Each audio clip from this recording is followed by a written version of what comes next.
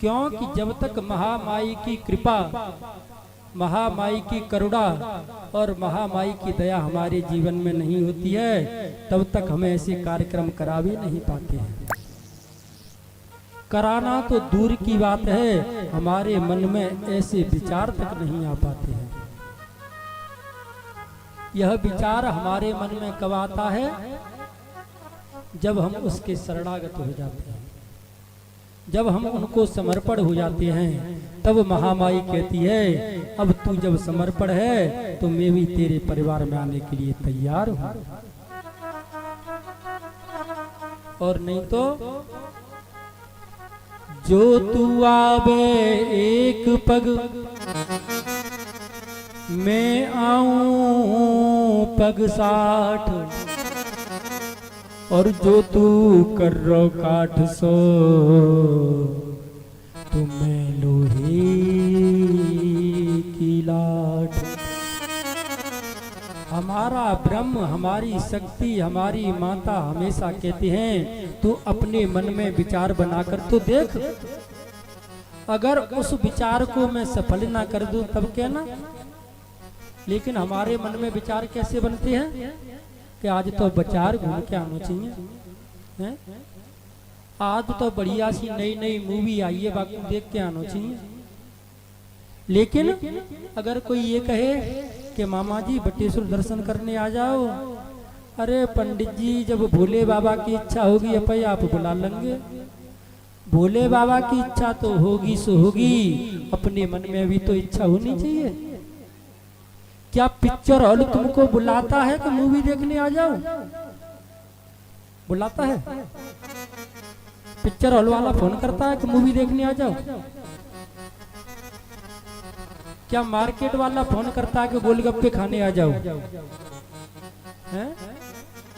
भाई ये लोग भी तो फोन नहीं करते हैं, इनकी भी इच्छा हमारे मन में जागृत होती है।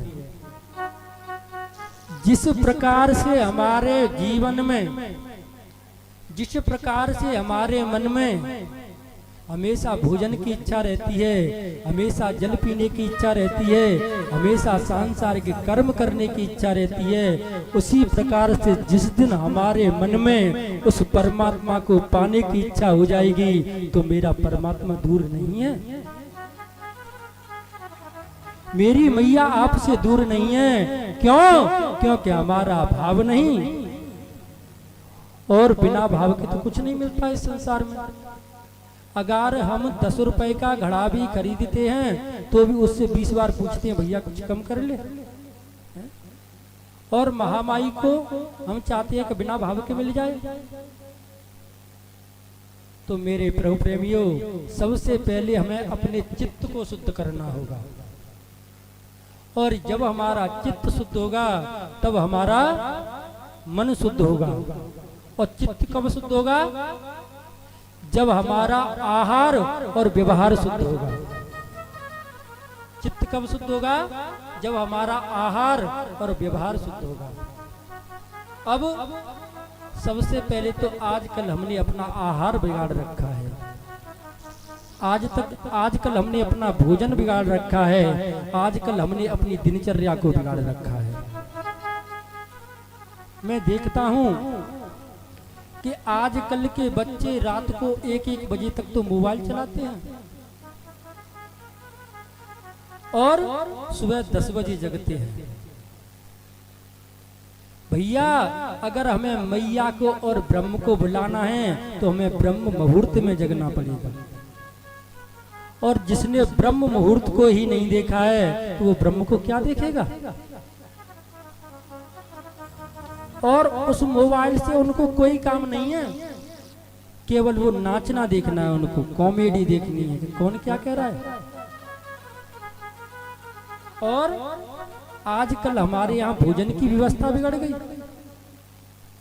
आजकल जब कोई शादी होती है तो कोई कार्यक्रम होता है तो सबसे पहले क्या कहते हैं कि हमको ना बफर चाहिए, और वो बफर नहीं है, वो बफर का खाना नहीं है, वो बफेलो खाना है, पशुओं वाला। हमारे यहाँ पर पशु कैसे खाते हैं?